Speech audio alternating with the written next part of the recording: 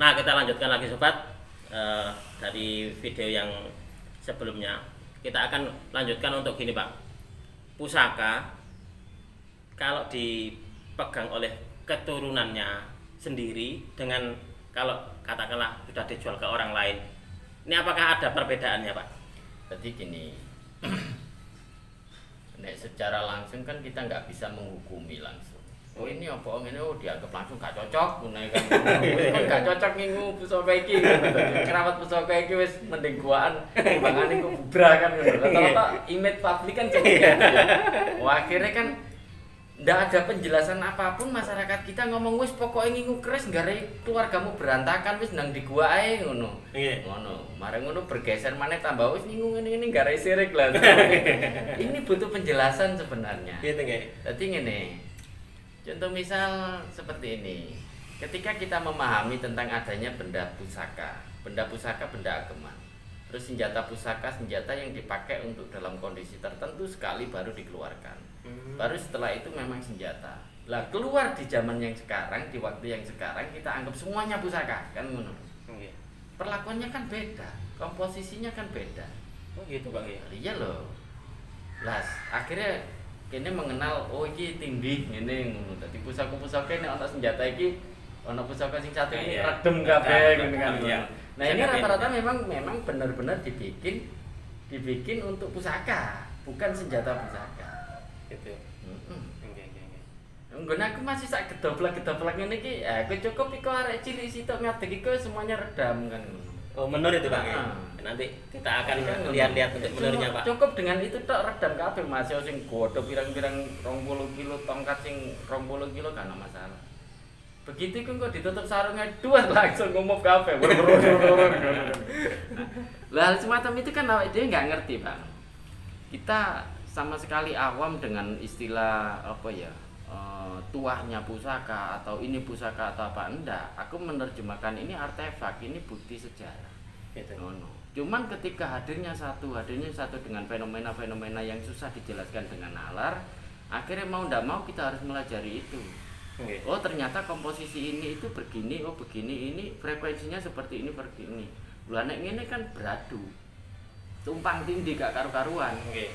Makanya jangan salah kalau sampean umpama punya 20 keris di satu ruangan. Oh ini wis sampuraduk ngono kan.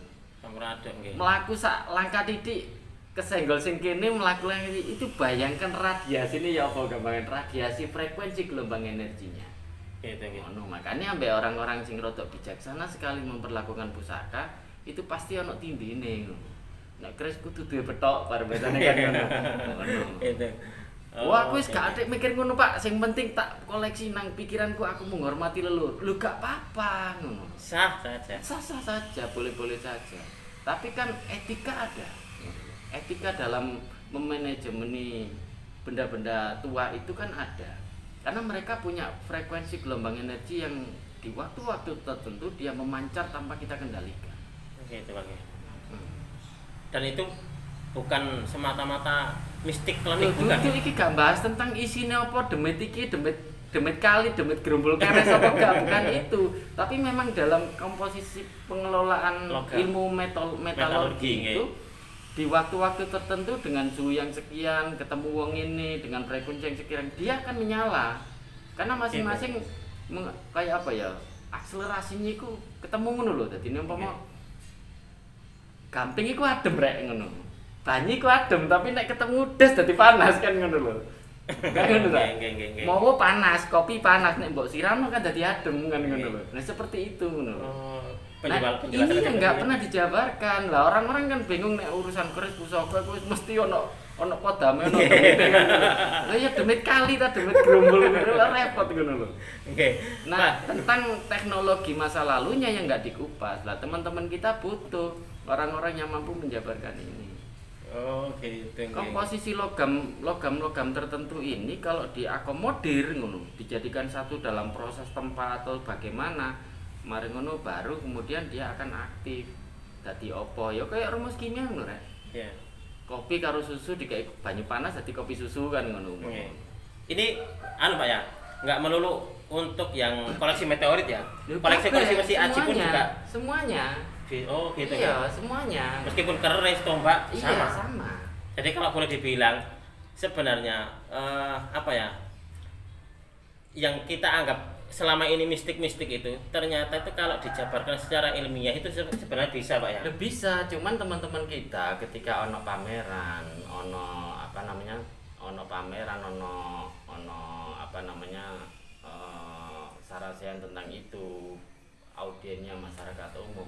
Ketika ditanya di penanya ono audiennya itu yang bertanya tentang oh iki mbakku duwe ngene tak angkat nang ngene ternyata udane iku apa ono kodame. Lah mereka menganggap mereka mementahkan itu. Rata-rata memang mungkin ya. Saya nggak ngerti. Keris diakui sebagai aset dunia itu 2005 ya. 2005-an kurang lebih kan aset dunia. Jadi keris masuk nang UNESCO itu kan. Nah, mungkin ada kesepakatan supaya gak bahas tentang mistik dan kliniknya. Nek bahasa saiki diperhalus dadi esoteris kan. Esoterik nggih. Nggak bisa itu dilepaskan karena budaya kita itu bukan hanya budaya fisikly, tapi budaya spiritual di dalamnya pun itu. Karena produk-produk ini yang kita sebut dengan pusaka dan senjata-senjata pusaka ini adalah produk bioteknologi spiritual masa lalu masyarakat kita. Dan itu asli. Bae godhong mbok pikir mek sekedar wesi ditutuki marang ngono digawe gepuk ngono tok. Gimana bisa iku sak lapangan iso amblek kabeh nek iku mek ngono tok kan. Oh gitu. Berarti ada rumusan tertentu sehingga komposisi logam, komposisi benda yang sudah terakomodir sekian banyak jenis logam ini kemudian dipadukan dengan powernya si orang. Baru yang tahap kedua tadi kan benda apa orang mensupport benda. Karena benda sebagai kayak baru akan aktif dia memancarkan frekuensi gelombang tertentu itu ketika dipegang si yang pakai kan. Baru kemudian di tahap kedua karena potensi untuk itu gak iso dilakukan, maka para empu, para orang-orang punya kemampuan untuk memanajemen logam-logam ini bikin formula lain. Bendanya yang mensupport orangnya kan ngono. Wes. Bendanya mensupport orangnya, tapi dalam metode tertentu kayak benda yang lama itu kemudian diprogram ulang. Diprogram ulang benda yang lama sing waktu niku sangat dahsyat sekali nek digawe si itu diprogram ulang, mbok ditambahi ringnya, mbok iku gagange sing dibenahi opone ta ngono ditambahi jenis-jenis logam tertentu sehingga ketika power benda ini disupport mek titik gampangane ngene. Sampeyan punya mesin bobot nek langsung teko bor gawe bor paribasane ya utawa sampean gawe grand mesin duduk. Itu kan powernya ngandalo mesin iki iku. Nah, empu ya ngono ngakal. Nek ngene tok nek mesin iki powere titik ngono, putarane kan mek titik ngono. Begitu kok digawe mesti nyandet. Akhirnya dibutuhno gearbox ngono gampangane kan ngono. Masih mesinnya cilik ngono ya. Itu menghasilkan putaran yang kuat kan ngono. Nah, ring khusus ini atau jenis-jenis logam tertentu ini dibikin semacam gearbox. Masih wong iku gak kuat-kuat banget tapi mampu mengaktifkan senjata yang harusnya baterainya sekian ngono loh. Nah, ini penjelasan ilmiahnya ini sobat. Jadi kalau kita berbicara tentang katakanlah si Aji, memang tidak menutup kemungkinan kita harus membicarakan dua hal ya Pak ya. Iya. Antara eksoteri sisi luar dan juga esoteri sisi dalamnya. Iya, betul. Tapi tidak serta-merta esoteri itu berbau kayak mistik-mistik klinik, bukan itu, cuman bukan itu saja. Keawaman publik itu wis timbangane pusing-pusing gawe bahasa wis iku anggap ae klinike paling ngono kan ngono. Digawe gampange. Lah yo sakit ngono lho ngono. Nah, padahal bisa dikupas dari sisi yang lebih terbuka sehingga kaum intelektual, kaum teknokrat sekalipun itu bisa menerima. Jadi seperti ini. Setiap zaman itu selalu ada pergeseran Pak. Kalau zaman dulu orang-orang zaman dulu katakanlah jangan seperti itu, dia nggak bakal tanya, dia manut. Kalau sekarang jangan seperti itu, pasti dia tanya kenapa kok nggak boleh kan seperti itu. Contoh misal ngene aja nyapu nanggone mburine lawang kok bojomu brengosan gitu. Kan ngono. Nah nanti pun juga seperti itu Pak. Saiki malah jawab generasi brengosan keri. Untuk generasi selanjutnya itu tidak menutup kemungkinan mereka nanti akan lebih lebih tanyanya yang banyak itu apa Pak? Jadi rasa ingin tahu. Rasa ingin tahunya itu. Nah, disitulah nanti kita harus bisa menjawab. Bukan cuma serta-merta, oh itu memang ada kodamnya, oh itu memang ada mistiknya. Bukan seperti kemudian, itu. Baru kemudian setelah benda ini mensupport orangnya dengan program-program baru, pemasangan gearbox istilahnya kan, timbul kuring dari emas, kinata emas, atau mungkin apa ngaran ini nanggone kerisiku sing gambar noko ukiran noko itu mau ditambahin kinatahnya gitu. Kinata itu bukan tanpa alasan itu itu untuk fungsinya meskipun orangnya powernya sedikit nggak nyampe 100% seperti yang pertama, dia kemudian bisa mengaktifkan ini kan, mengaktifkan senjata tersebut. Baru setelah itu karena posisinya wong wis males belajar nek wong biyen posone gedung ngomong wonge jujur atau seterusnya lakune jejeg. Nek saiki wis rada bengkong-bengkong kan. Nah nek menggunakan senjata seperti ini terus-terusan dia yang akan rusak. Akhirnya ono senjata-senjata kemudian diakomodir lagi, didesain lagi, ono penahannya. Makanya tadi gagang kayu sekarang kalau kita keris itu gagangnya itu gagang kayu, tombak gagang kayu, pecok gagang kayu, atau tetap logam ono kayu nih mesti ngono pas cekelan. Itu untuk peredam. Itu peredam. Karena generasi sekarang mungkin nggak gentur seperti generasi dulu untuk ini Pak ya apa olah kanuragan itu mungkin itu pun ya gak ngawur ngono lho. Kayu yang dipakai kan gak ngawur ngono lho. Oh ada ono komposisine dhewe gitu. Disesuaikan dengan orangnya, makanya wong biyen syaratnya akeh nek gawe pusaka ngono lho. Sing situ orangnya harus mengenal sapa karakter wong iki. Ngono. Begitu. Jadi si pembuat pusaka, si empunya ini ya. Jadi iku tahu betul karakternya, tipikal energinya, keahliannya seperti apa, jangkauan bela dirinya itu apa namanya pertarungan jarak jauh sing jangkauannya luas atau dia pertarungan jarak pendek. Umpama gawe pencaannya awake dhewe ngono, oh iki dhek lebih unggul di posisi hanya atau A-nya segitiganya itu. Jadi pertarungan sing di tempat tapi mbabat kiwa tengen ngono itu kan pertarungan jarak pendek. Iya. Nah, ono sing pertarungan sing jarak panjang dhek iso nang ngene kono-kono dengan bahasa senjatanya mesti panjang. Jadi jangkauannya lebih panjang kan seperti itu. Nah, nang ngene kono disesuaikan dengan karakter betul-betul karakter orangnya. Sampai hari ini insya Allah nek sampean nang ngene empu betulan, Pak tolong saya bikinkan senjata yang pas karo kene. Utawa sampean nang ngene Kalimantan, sampean nang ngene para pembuat senjata di sana, sampean akan diminta masuk sungai, umpama iki sing temenan rek ngono. Oh iya. Sampean masuk sungai ngambil pasirnya di sana, tanahnya di sana, dengan kok marung ditoto sampai sekian jengkal disesuaikan karo ukuran tangane dhek. Tangane si yang bikin itu, kemudian dibikin di tempat ya apa caranya dadi logam iku maru dibuntel iku dadi logamnya di tempat dan seterusnya jadi mandau. Ya mandone cekel iso ngumpul rek ngono. Kari nang kapal iso mulih dhewe nang rumah karena memang disesuaikan di situ. Itu memang itu nyata rek ngono. Wong cek jalaman DKI iki kan ngono. Ngono iki pengalamane ponan. Oh gitu nggih. Ya. Memang seperti itu. Lah nek sing awake dhewe nang ngone tukang empu ya sing setengah sakti paribasane ya wis cukup Pak bikinkan aku keris sing cocok karo aku ngono. Ya paling wonge tirakatan supaya cocok karo dhek ya apa komposisine mbok syaratnya ya apa baru dia bikin.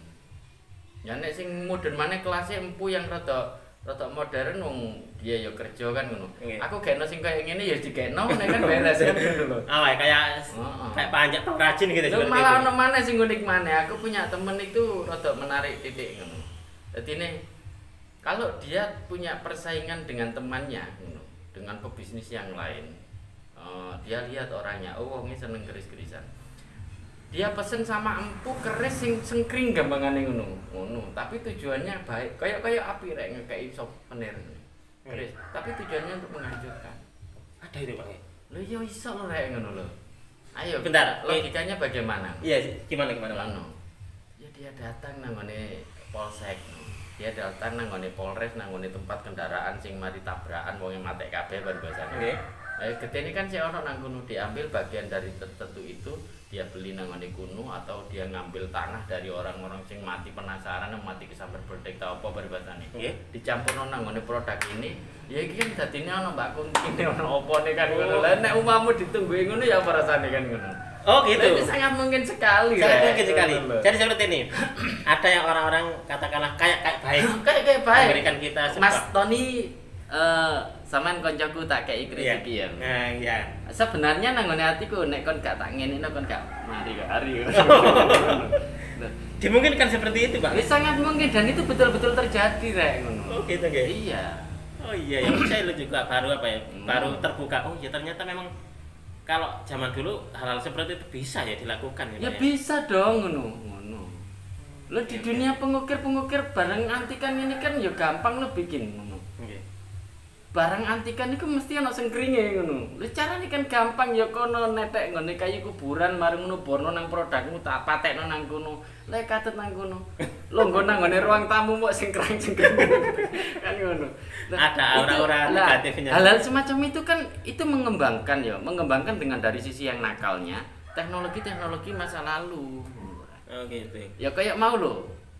Dia harus menggunakan kayak kinata emas atau kinata perak atau dia menggunakan ring bentuk gambar sing ngering nang ngene gagangnya atau seterusnya. Itu tujuannya untuk akselerator. Dadi ini umpama nek mesin itu gearbox.